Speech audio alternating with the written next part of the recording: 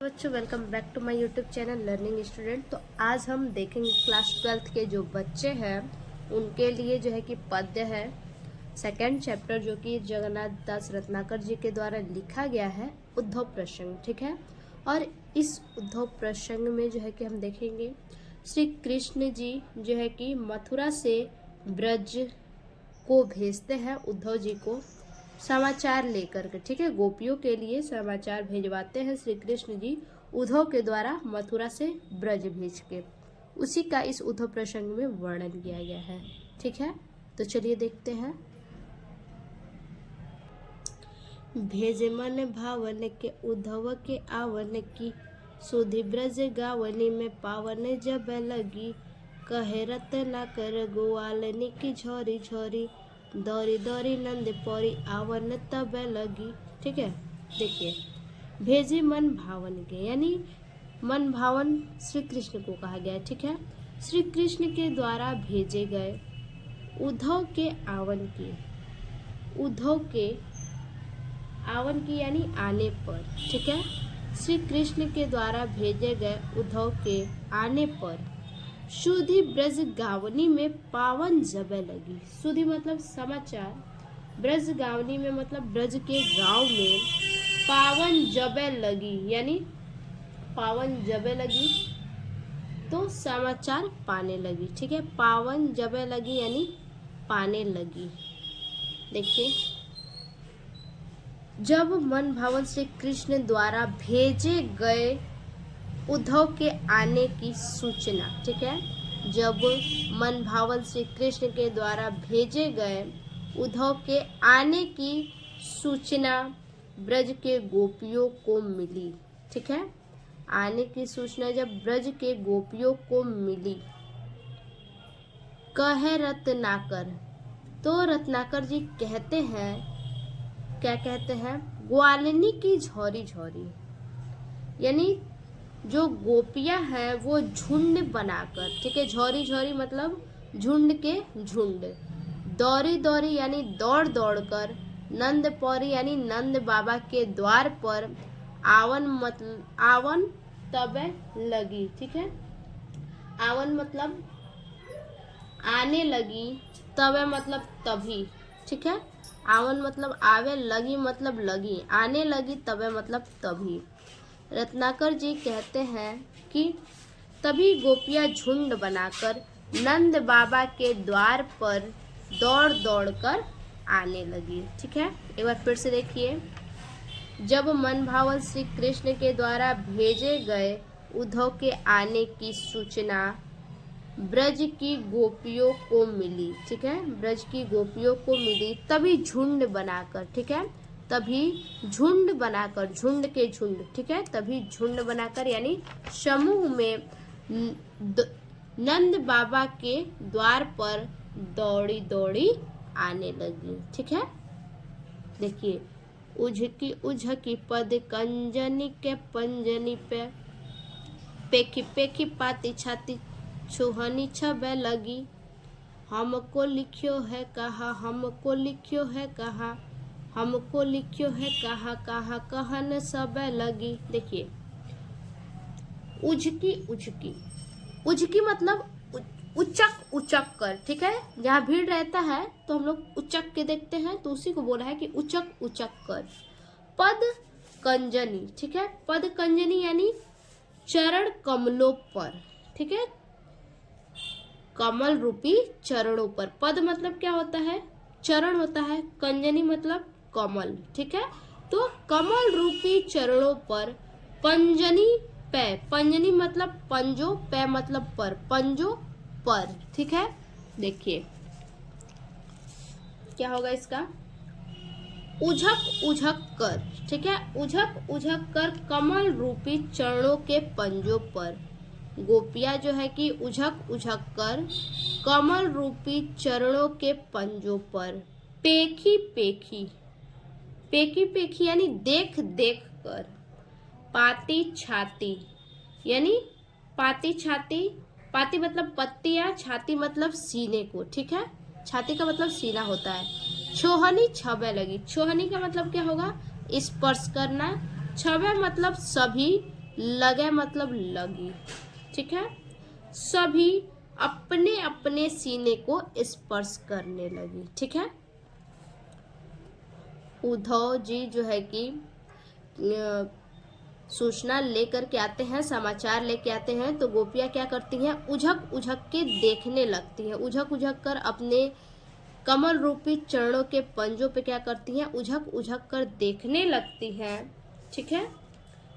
और क्या करती हैं, सभी अपने सीने को स्पर्श करने लगती हैं, ठीक है।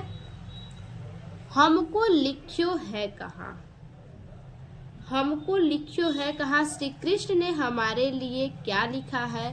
हमको लिख्यो है कहाँ, हमारे लिए क्या लिखा है।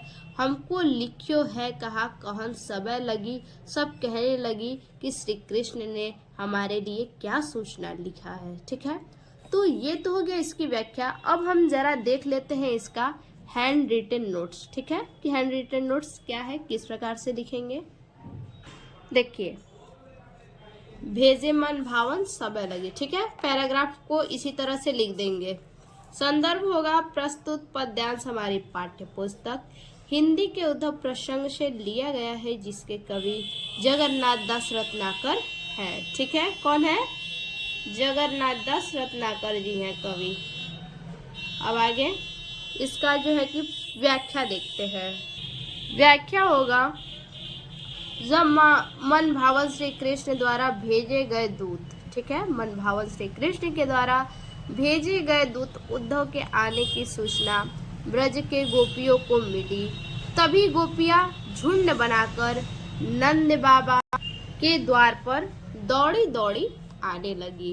रत्नाकर जी कहते हैं कि गोपियां अपने कमल रूपी चरणों के पंजों पर उछल उछल कर श्री कृष्ण द्वारा भेजे गए पत्र को देखने लगी, ठीक है। जो उद्धव जी संदेश लेकर आए थे श्री कृष्ण के द्वारा, उसी को जो है कि क्या करती हैं गोपियां, उछक उछक कर देखने लगती हैं। सभी गोपियों का हृदय व्याकुलता से उठ गया, ठीक है। जब उद्धव जी समाचार सुनाने लगे, श्री कृष्ण के द्वारा भेजा गया जो समाचार सुनाते हैं, तो क्या होता है, गोपियों का हृदय व्याकुलता से उठ जाता है।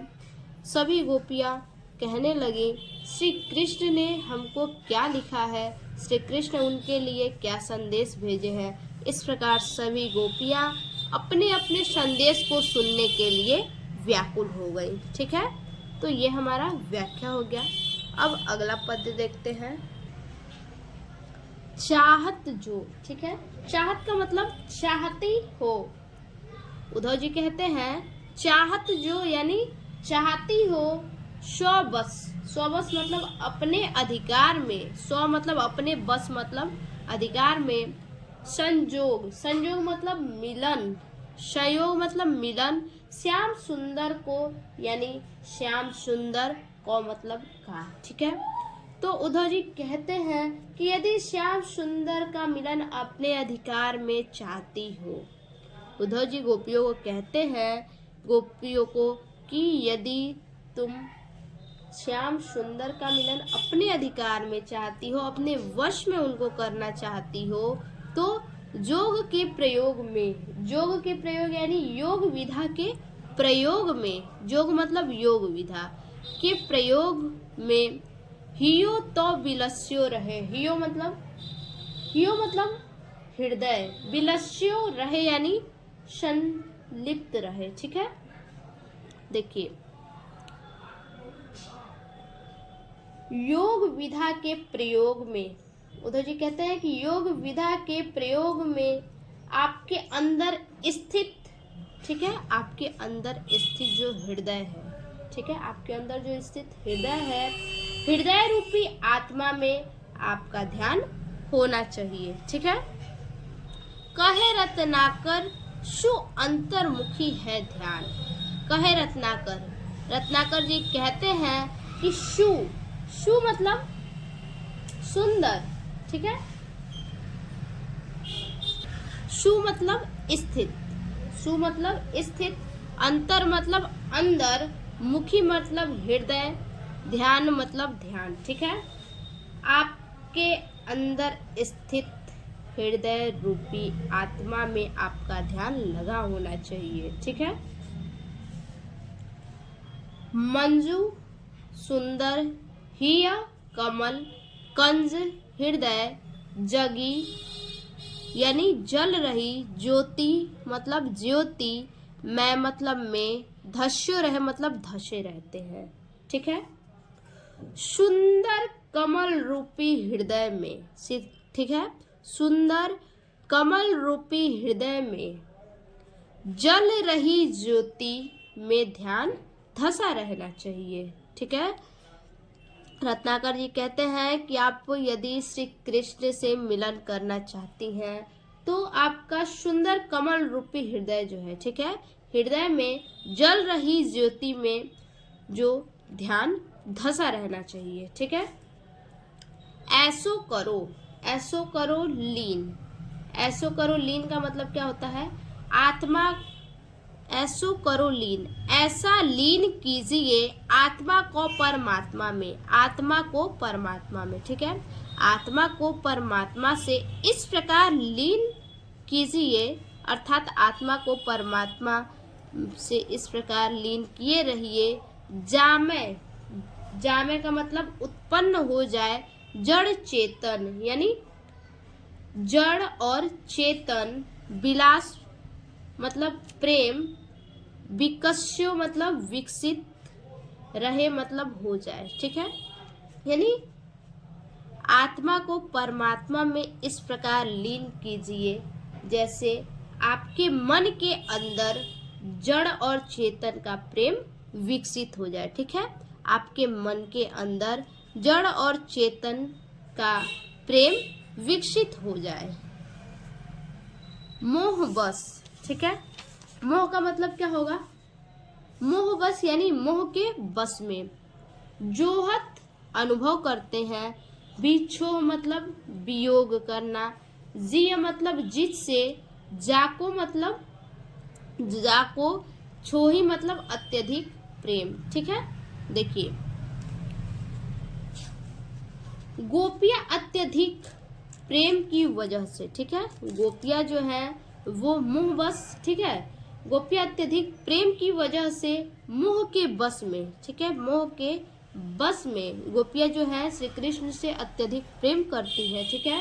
तो उसी अत्यधिक प्रेम की वजह से मोह के बस में जिस वियोग का अनुभव करती हैं, ठीक है, जिस वियोग का अनुभव करती हैं, सौ तो सब अंतर निरंतर बस्यो रहे, तो वह सभी, ठीक है, सौ तो सब यानी तो वह सभी अंतर निरंतर, बस्यो रहे का मतलब विद्यमान रहते हैं, अंतर निरंतर सभी जगहों पर, ठीक है, तो वह तो सभी जगहों पर विद्यमान रहते हैं। अब इसका जरा हैंड रिटन नोट्स आप लोग देख लीजिए। देखिए, इसका जो है कि संदर्भ वही रहेगा जो इससे पहले हमने आपको बताया। व्याख्या देखिए, उद्धव गोपियों से कह रहे हैं कि यदि तुम श्याम सुंदर श्री कृष्ण का मिलन अपने अधिकार में चाहती हो तो अपने हृदय को योग साधना में लीन रखो।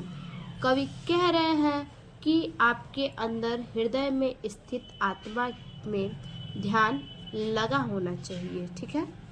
मनुष्य के सुंदर कमल रूपी हृदय में ब्रह्म की ज्योति के ध्यान में गोपियों को लीन रहना चाहिए।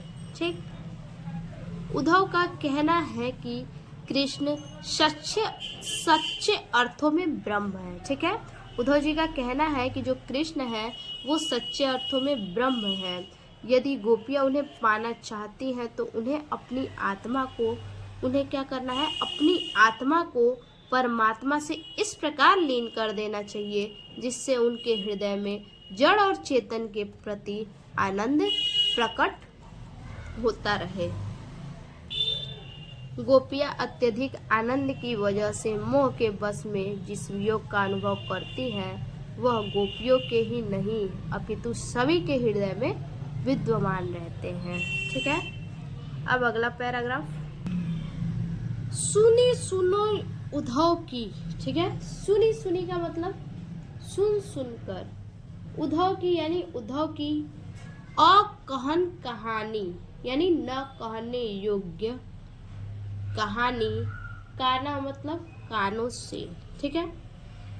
तो जो उद्धव जी हैं, न कहने योग्य कहानी, ठीक है, उद्धव की न कहने योग्य कहानी कानों से सुनकर गोपियाँ, ठीक है।